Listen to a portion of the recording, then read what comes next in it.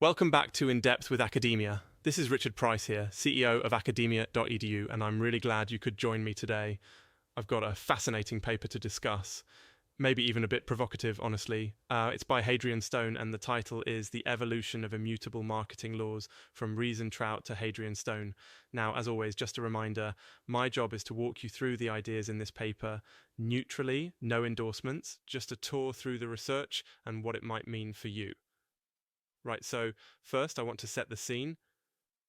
Why is this even an important question? Well, if you've ever taken a marketing class or, even read a business blog in the last couple decades, you've probably run into this idea of immutable laws.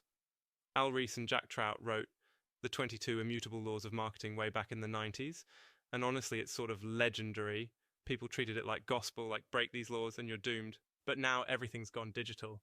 Algorithms control what we see, brands are fighting for mere seconds of your attention, and psychological influence is front and center.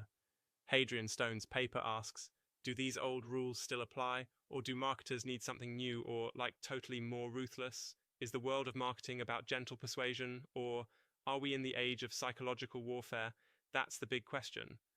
And Stone is not just criticizing, he's building on those classic laws and saying, hey, the battlefield's changed, so what do you do with rules written for a different era? That's what this paper is untangling. So let's dig into the core arguments. Stone lays it out like this.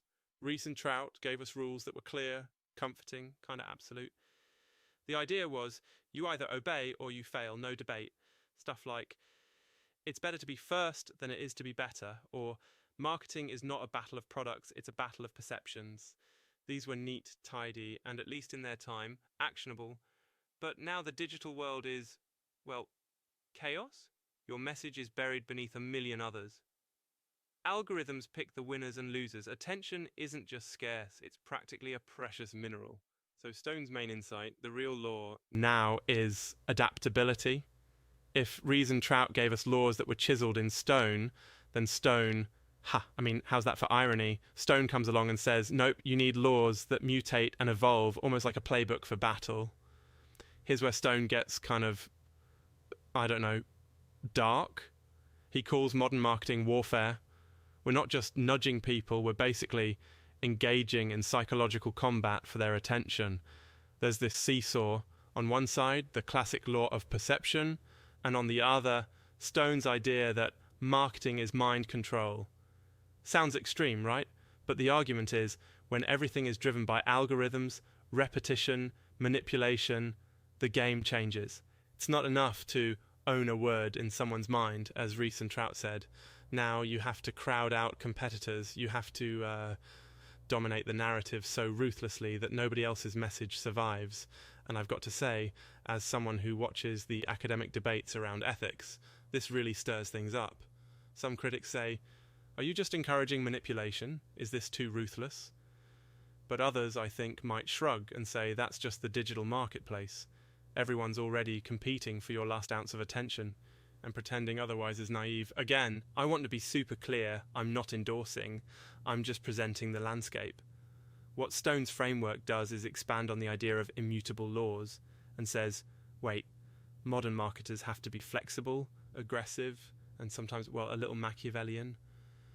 Maybe that word feels a bit loaded.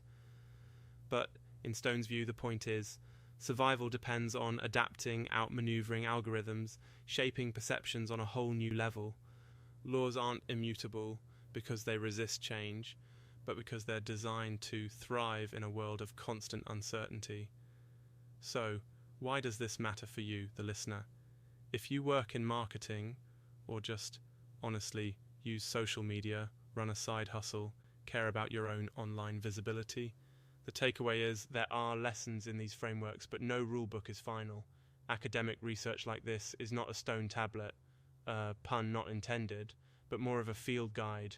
Use the parts that fit your context and know that what's immutable might only be so for a season. Stay curious, stay adaptive.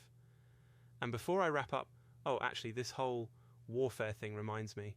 When I was a kid, I once tried to convince my friends that Monopoly was a game of psychological manipulation rather than luck or strategy, which, come to think of it, probably explains my lack of invitations to future board game nights. Anyway, the point is, even the rules at the table change depending on who's playing and what the stakes are. So, thanks for listening to In Depth with Academia. I'm Richard Price, and I hope this episode helped you see that research points us in new directions. It doesn't hand us universal truths.